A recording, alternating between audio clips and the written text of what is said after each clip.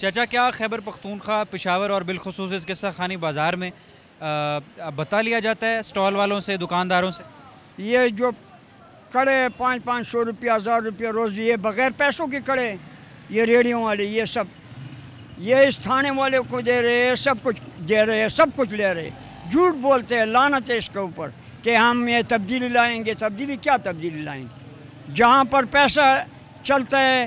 وہاں پر وہ load shedding جو ہوتی ہے تم خان آباد میں آ کر دیکھو 4 5 10 دفعہ خدا کی قسم بتی جاتی ہے ہمارے بچے سارے گرمیوں میں رو رہے اور بل دے رہے ان کا انہوں نے یہ کہتے ہیں یہ مرکز کے ساتھ ہے تو آپ کی حکومت نہیں ہے پی ٹی آئی والوں آپ کریں نا یہ کسی خانے میں جو غریب ریڑھی پیسہ نہیں دے سکتا ہے وہ اس کو ہٹاتا ہے جو پیسہ دیتا ہے 500 600 وہ قاسم علی خان مسجد کے ساتھ ادھر دیکھو وہ چوک یادگار میں جا کر بتیاں والے کو دیکھو وہ تارے لگائے ہوئے بنو کو آٹ کے وہ ریاض حکیم کے سامنے وہ جدھر کلفیاں والا ادھر یہ پیسوں سے چلتا ہے تو کوئی تبدیلی نہیں آئی 4 سالوں میں؟ تبدیلی قرآن کے قانون کے بغیر نہیں سراج الحق صاحب نے کہا چپ شاہ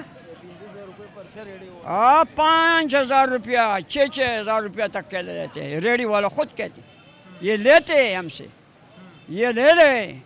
اور وہ خلاف کوئی کاروائی MNP نہیں کرتا اس کے خلاف کیا کرے گا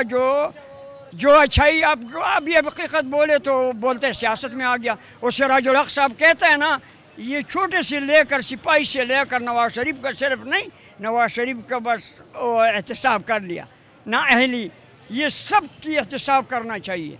میرا بھی احتساب کرنا چاہیے سراج الحق صاحب نے کہا ابھی میں کہتا ہوں کہ میرا بھی کرے تو تب یہ ملک ٹھیک ہوگا ورنہ خدا کی قسم اگر ٹھیک ہو جائے